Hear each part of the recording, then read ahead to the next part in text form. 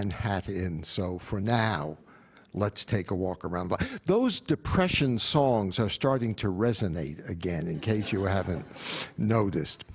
Some people think that Johnny Mercer, a lot of people think that Johnny Mercer was our greatest lyricist. He certainly got competition, but he is up there with very few. Among those who thought that was Yip Harburg, who was his mentor and who often referred to him as America's folk poet, because he came not from New York, he came not out of jazz and the blues, although he discovered them at an early age. He was not only Southern, whereas all of the others were Northern and really urban men and women.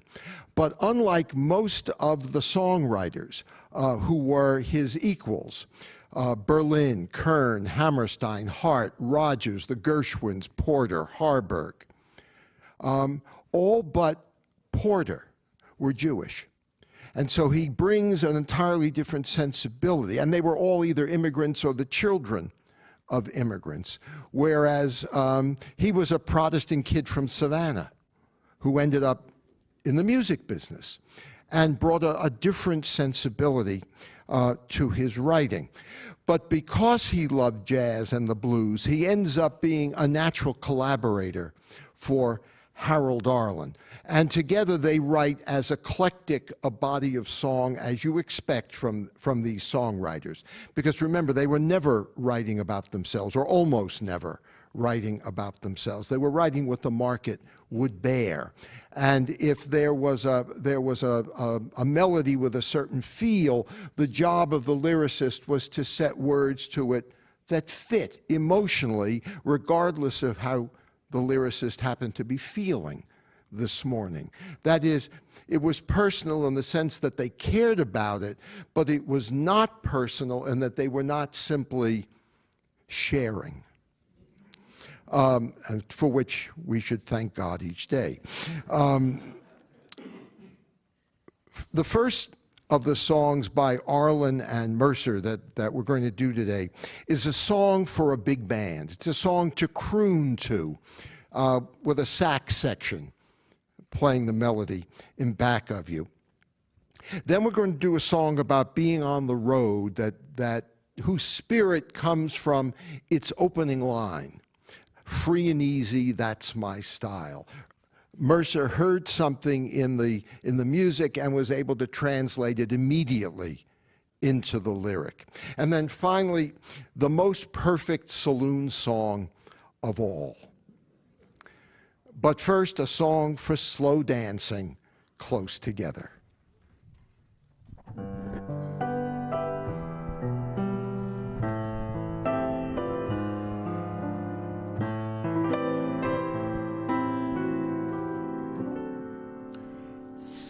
Somewhere, someday,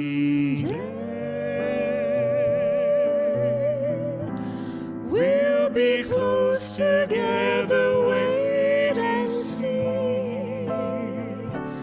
Oh, by the way, this time the dream's on me. You take my hand and you look at me adoringly, but as things stand, this time the dream's on me. It would be fun to be certain that I'm the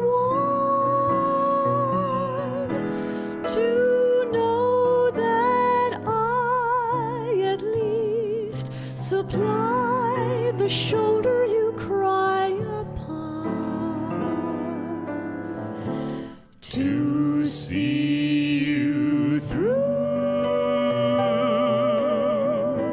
till you're everything you want to be.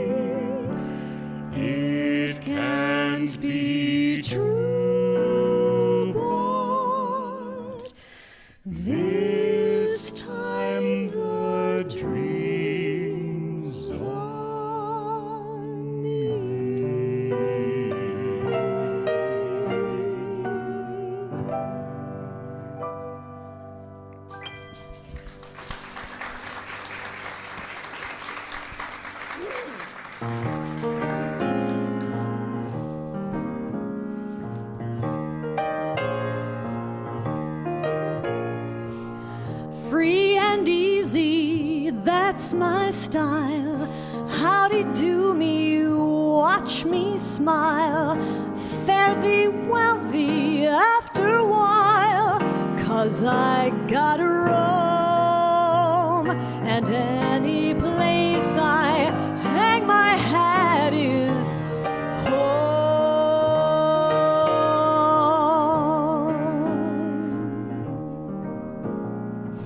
Sweetening water, cherry wine, thank you kindly, suits me fine. Kansas City, Caroline, that's my honeycomb, 'cause any place I hang my hat is home,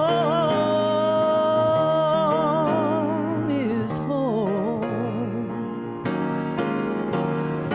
Birds roosting in the tree, I pick up and go, and the going proves that's how it ought to be. I pick up too when the spirit moves me.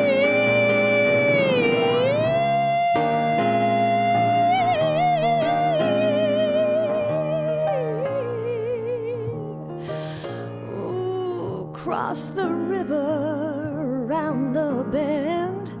Howdy, strangers, so long, friend. There's a voice in the lonesome wind that keeps whispering, roam. I'm going where a welcome that is, wherever that is, 'cause any place I hang my hat is home.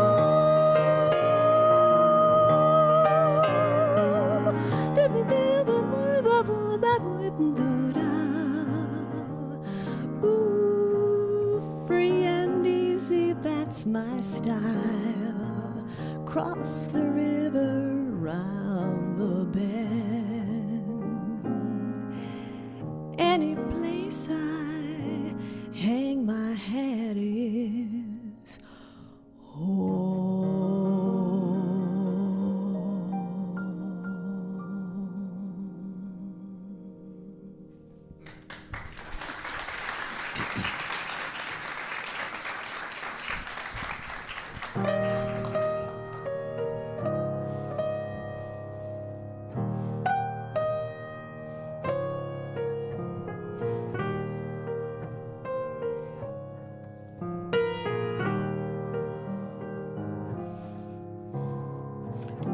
It's 2:45, and no one in the place except you and me.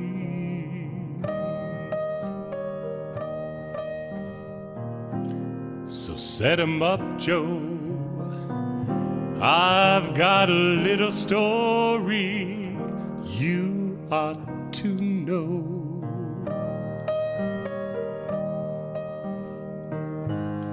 Drinking, my friend, to the end of a brief episode.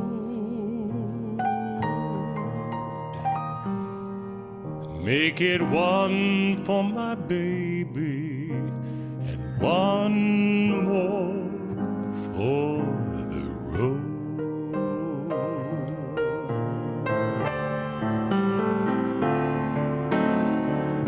I've got the routine, so drop another nickel in the machine.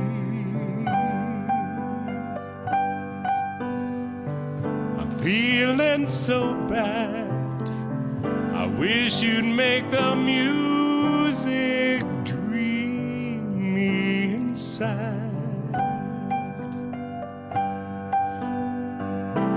Tell you a lot, but you've got to be true to your code. Make it one for my baby and one more for the road.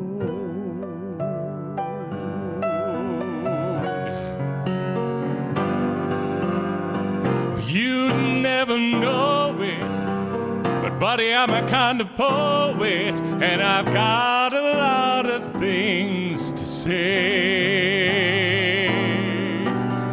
And when I'm gloomy, you simply gotta listen to me until it's talked away.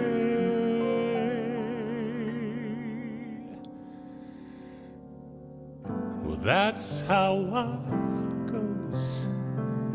Joe, I know you're getting ready to close.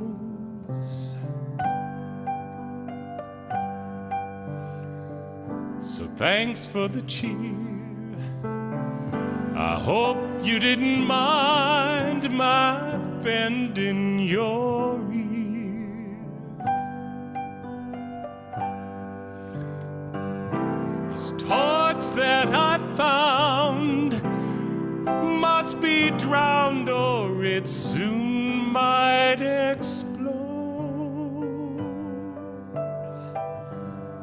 Make it one for my baby and one more for the road. That long, long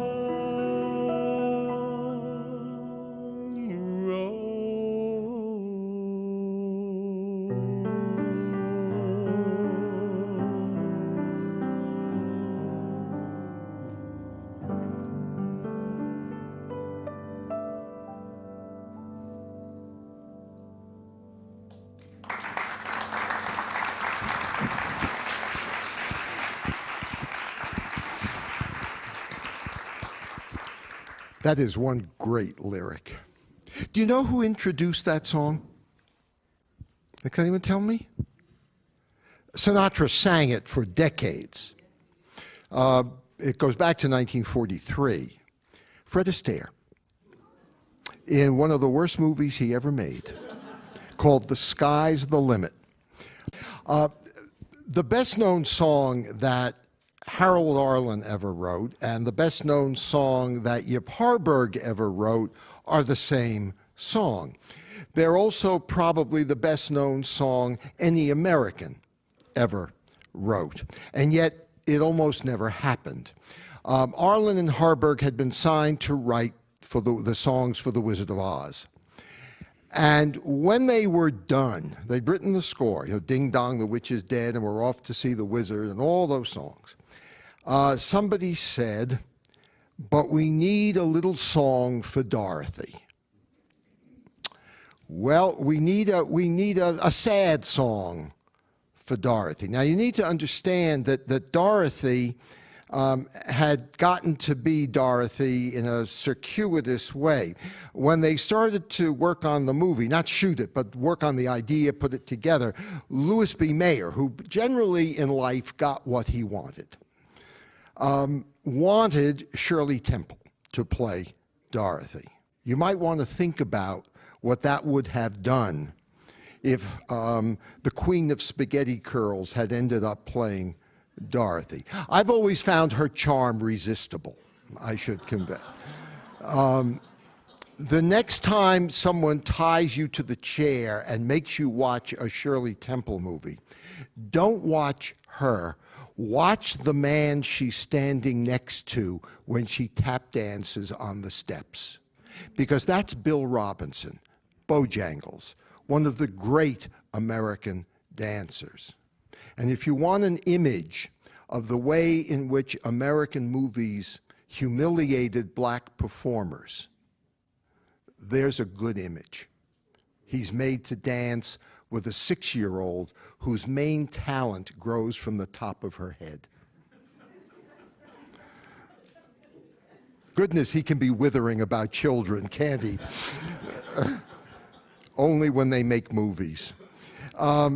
Anyway, Arthur Freed, who was a songwriter, who'd written the words to Singing in the Rain and You Are My Lucky Star, all the songs in Singing in the Rain, the movie, he wrote the lyrics to. Natio Herb Brown wrote the music. And he wanted to be a producer. And so he had become now an assistant producer, and Wizard of Oz was his first movie. He went on to produce Singing in the Rain, American in Paris, The Bandwagon, all those great MGM musicals, known as the Freed Group, because he had a group of people he worked with, both stars and backstage people.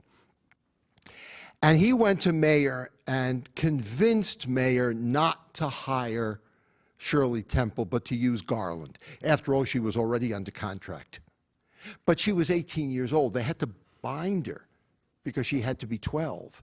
She couldn't have breasts.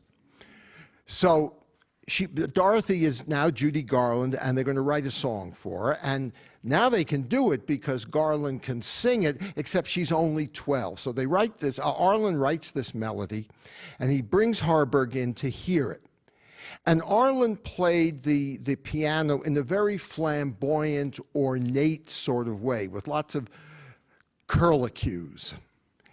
And Harburg listened to it a couple of times and was puzzled, and his heart sank. He said to himself, I can't put words to that.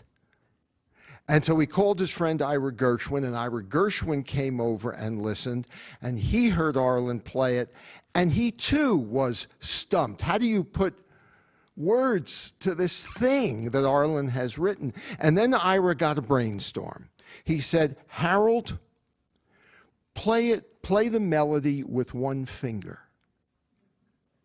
And he did, and Harburg said, oh, that I can write to. Because now he could hear it. And they wrote this song that Judy was to sing, and she sang it, they filmed it, and the studio bosses cut it because it made the movie too long. So Freed and Arlen and Harburg went to Mayer and argued and said, okay, put it back in.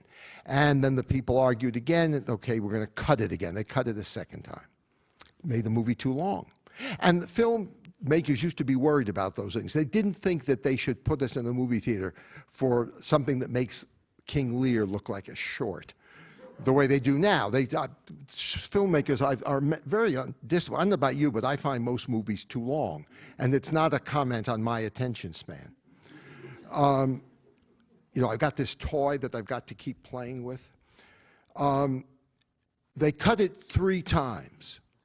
And 3 times, Arlen and Harburg and Arthur Freed went back and fought for it. And finally, Louis B. Mayer said, oh, let the boys have their little song. Tell you another story about it. Ernie Harburg is Yip's son. He's a man today of close to 80. And he and his wife like to vacation in out-of-the-way places, have done this. They don't go to Miami Beach, they go to Machu Picchu. They go to out-of-the-way places. And they are off in the wilds of South America somewhere, Peru or Bolivia or Ecuador, on a bus that's right out of the Toonerville trolley. It's got goats hanging out the windows and people riding on top. And everybody in the bus is local. That is, they are of Indian stock, and their language is either Spanish or Quechua. Quechua is the language of the Incas, and it's still spoken in the boonies in South America. Fortunately, Ernie's wife speaks Spanish, so they're getting on fine. And all these people adopt Ernie and his wife. These are strangers in our midst, and they welcome them as they bounce along these back roads, and they begin singing their songs to them. And so Ernie's wife turns to Ernie, and Dina is her name. Dina turns to Ernie and says, we ought to sing them an American song. And Ernie says, what a great idea. And Dina says, it ought to be one of Yip's. So they sing Over the Rainbow to these people, none of whom speaks English. Within 8 bars, everybody on the bus is singing the song in one language or another because everybody knows it. It is perhaps the universal American song. It's a melancholy little song. By the way, it's a depression song. It's got the sensibility of the Great Depression. Listen to the words as if you're living in the 30s, not as if you've heard them 10,000 times. It's almost too melancholy for a child to sing. What saves it is its imagery and its very tentative but genuine embrace of hope at the end, thanks to Yip's favorite image of the rainbow.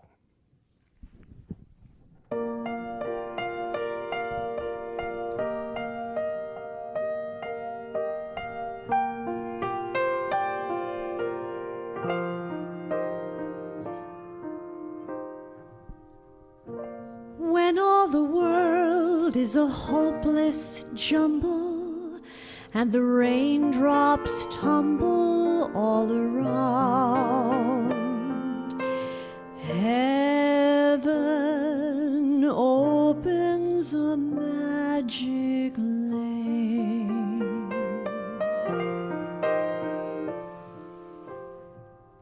When all the clouds darken up the skyway, there's a rainbow highway to be found,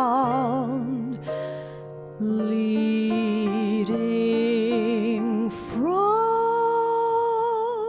your window pane to a place behind the sun, just a step beyond the rain.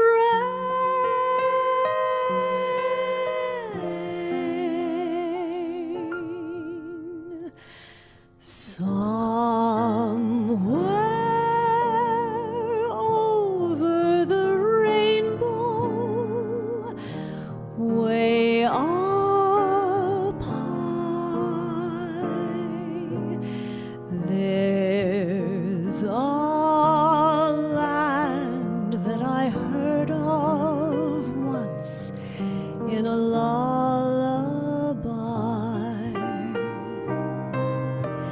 Somewhere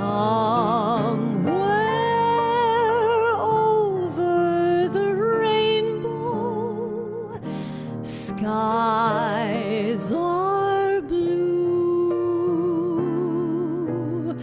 and the dreams that you dare to dream really do come true. Someday I'll wish upon a star and wake up where the clouds are far behind me, where troubles melt like lemon drops away above the chimney tops. That's where you'll find me. Somewhere over the rainbow, bluebirds fly, birds fly over the rainbow. Why, then oh why can't I?